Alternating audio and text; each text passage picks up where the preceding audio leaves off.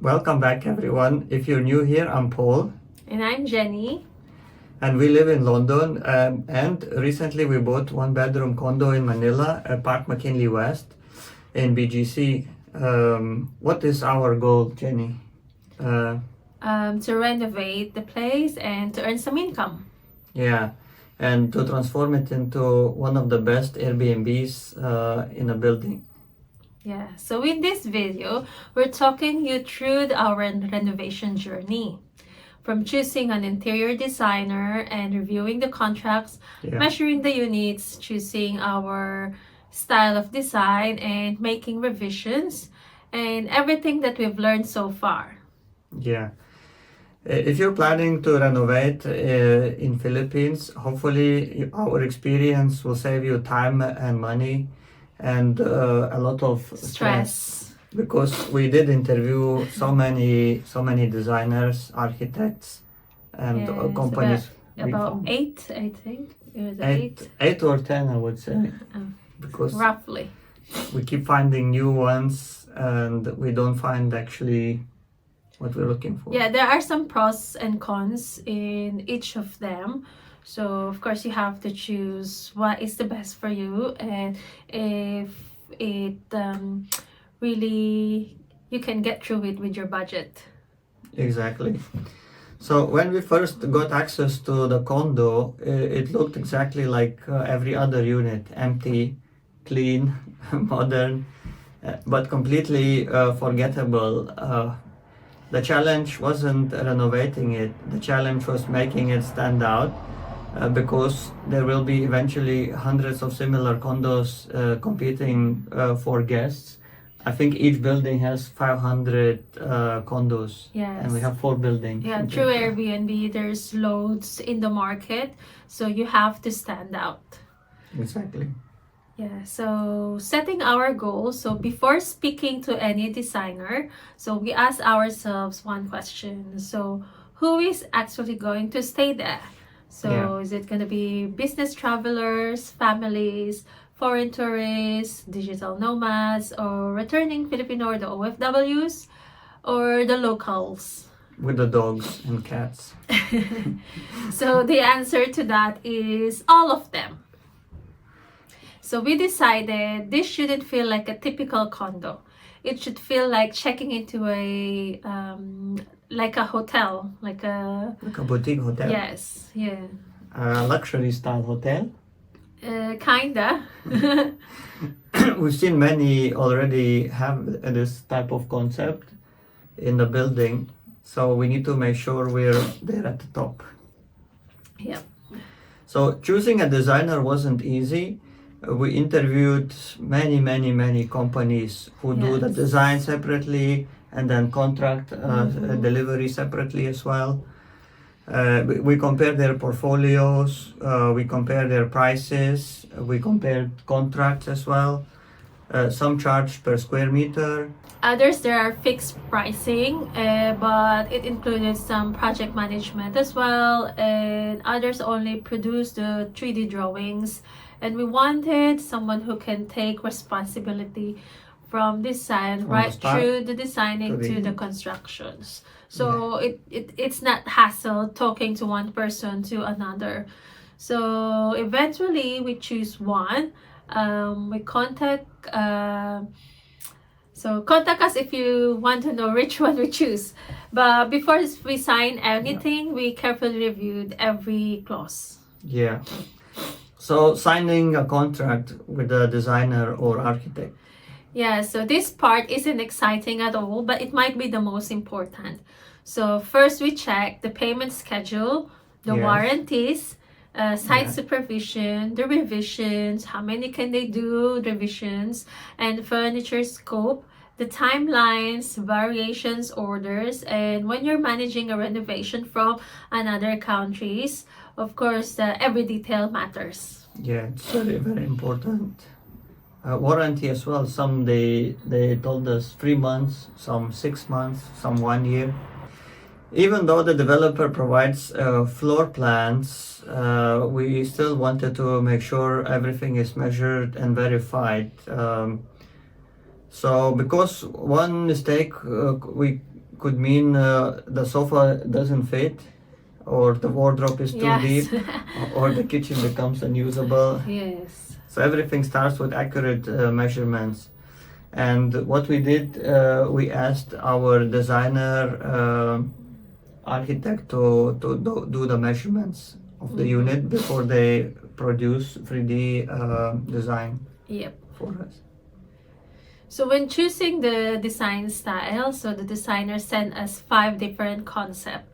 So there will be a minimalist one, Scandinavian, industrial, modern contemporary, or the luxury hotel style. So we spent days comparing them, not based on what we like, but on what the future guests would love. Yeah. Which one was your least favorite now? Of course, the minimalist, because it's like empty. It looks like IKEA, I would say. Style, IKEA style, yeah, just a bed. I mean, maybe it depends on the budget itself, or does it's the same? I It's would the say same nearly price. the same, probably. Yeah. So Of course, you will save on the furnish. yeah. So part. maybe it really depends on your style as well, but for you have to think about your audience, I mean your client or your customer. So what would they like? So I think for Filipinos, they really like a luxury hotel style, because it's like when you want to travel or have your own Airbnb place, you want something luxurious as well. So you can do like post it in Instagram or your My Day in the Facebook. You don't want just a simple condo. Yeah, so Cheap. with foreigner, I would say it depends on the prices. I mean, location wise, the prices, and also like what you could give. So it doesn't matter, it can be modern contemporary or Scandinavian style or luxury hotel style. I think they were thinking about more of the prices and what amenities that you can give to them. Yeah, I would say luxury hotel style is the best for Europeans and also Americans, I think, as well, because it gives this vibe, like Yes. hotel vibe. Yeah, but if you see it on the Airbnb, most of the customer will say about the amenities that you give and also the communication of the host. So with foreigners, it's important the key communication and the amenities of what they can get as well. So, how did we research our Airbnb or short rental guests? This surprised us actually. So, most successful Airbnb properties don't have craziest designs. They simply make guests feel, I wish I lived here. Or we looked at the hundreds of listings and studied reviews and compared photos and asked ourselves which style works for Americans, Europeans, Japanese, Chinese, Korean, and Middle Eastern. Middle guests. Eastern. Yeah. So Oh, how about business travelers? I think it's gonna be everyone. So Yeah, because I've seen in the comments, a lot of Asian, a lot of Middle Eastern who book actually the units and they comment, they leave reviews. yes. So I would say mostly a lot of Asian live in the Asian countries prefer to be in the city. European Americans or some other the one in other part of the world like South Asia, they prepare the one into Visayas or Mindanao region where there's lots of body of water like the sea, the beaches and stuff like that. Yeah, this is more for business travelers, I would say, who want to stay in the one Manila, in the city. visit the malls, enjoy BGC. Yes. Um, So instead of simply saying that it looks good, We challenged the design. We asked for more wood, less gold, warmer lighting, and most importantly, we wanted the one hero feature. So something guests would instantly remember. I suggested a ceiling fan, nice design ceiling fan. Yeah, but there's also pros and cons with that when it Exactly. comes to the maintenance and the cleaning, because it will collect dust in the end if there's no one in there. And I would assume that not a lot of people were going to use the ceiling fan, maybe only the lighting feature of it, because Yeah. we have the already AC in the unit already. Yeah. So what I did notice as well on other B&B units, there are many units which use the same light structures. So like we have this like a stick light. They have these like a circle LED lights as a main lounge and the bedroom lights. They have some like projector lights, but most of them they have the same design. So we want Yes. something unique. So that's why I thought of ceiling fan or some maybe even some lights from here from UK we can bring. I think that's mostly what available in the market and what's the trend at the moment. So for them, that they want to make sure that when there's availability of the lightning, just in case something happens, there is somewhere locally that can avail. Yeah. Because if you like take something from abroad and then you bring it to your unit and something happens, so it's really hard to replace it unless you're gonna replace the whole thing. Yeah, so we have some non-negotiable things which we want in a unit. So, for example, working space, hotel quality lighting, luxury TV wall feature, premium bedroom, of course, lots of storage, Yeah. a beautiful bathroom with the storage and nice mirror with LED lights. So and also all these things they have to be durable, so they can last for at least like 5 years, I would say, Yes. of heavy use. Yeah, and I think part of it are some of the things that we're doing is kind of our preference as well, because we're going to stay to that unit as well if we're going on a vacation. So important things for us is a lot of storage, because if we're going to stay there, we want everything. There's a lot of space for us to put our stuff, not just putting it in our luggage. And also, like me, if I'm staying, kitchen needs to be with a lot of amenities as well, like cooking appliances and stuff, and of course about if there's a fridge available, microwave or toaster, stuff like that. But Jenny, what if we lose clients and money if we stay in our unit? Imagine if we get like $60 or $100 per day, and then we lose that for 2 weeks, we're gonna lose a lot of income. But most of We the can time, just rent somewhere very cheaply.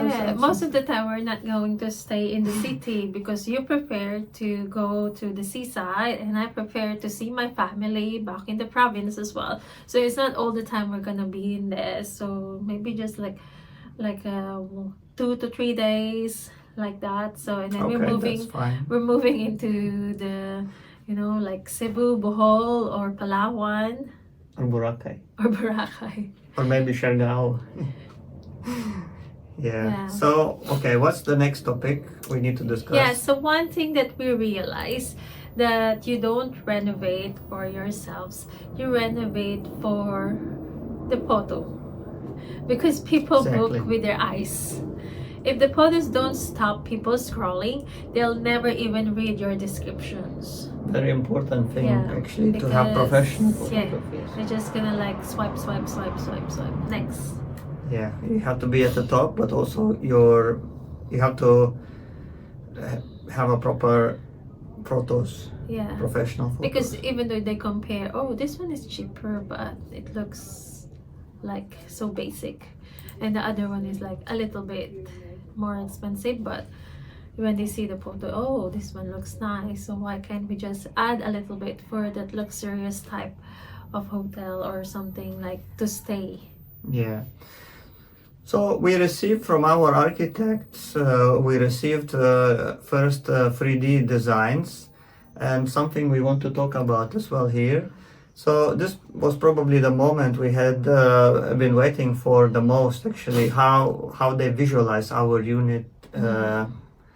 And seeing our ideas coming into 3D for the first time, because we provided our requirements. So overall, we were really impressed in the direction architects took, and finally we could visualize it. And instead of approving everything, we went room by room, and we made some comments. Yeah, so we asked ourselves, would this make someone stop scrolling on Airbnb? Or does this feel like a luxury hotel? Would I pay more to stay here instead of another condo in the same building? Or those questions help us focus on the details that could make a real difference. Exactly. So we prepared a detailed list of feedback for the designers. Some of our key requests included adding more darker wood finishes to make the space feel more warmer and more timeless, reducing the amount of gold so it stays elegant rather than overpowering, and creating a standout feature wall that becomes a focal point of the condo. And also one of the areas was a digital nomad area for working. So that was a must, and how they engineer, because we have also limited space in a bedroom. So that was very important. And also lighting, so warm kind of yellow LED lighting. So making sure that every design decision also supports a premium Airbnb photos. So Jenny, one of the things we learned during this process is that interior design isn't just about making something look beautiful. It's about making every square meter work harder, because it's a 35 square meter condo, isn't it, Jenny? Yes, so every cabinet, every wall, and every lighting, there's a purpose for it. And also, it's like, for my husband works from home most of the time, so he prepared that features that there will be table for work from home people. So me, Exactly. I prepare a lot of mirrors as well, because I want to see, like, there's gonna be in the bedroom, there's gonna be There's plenty of mirrors. yes, so it's like when you first see yourself entering, so there's gonna be like a mirror in there, like a full body one, so you can see there's gonna be some of course there will be in the bathroom and in the bedroom as well. And also when you enter the unit as well. Yes. There's gonna be another mirror. Yeah, when it's like a cabinet, but then the drawers will be like a mirror one. Exactly. So what's next? So now that we've submitted our comments, the designers will begin revising 3D model based on our feedback.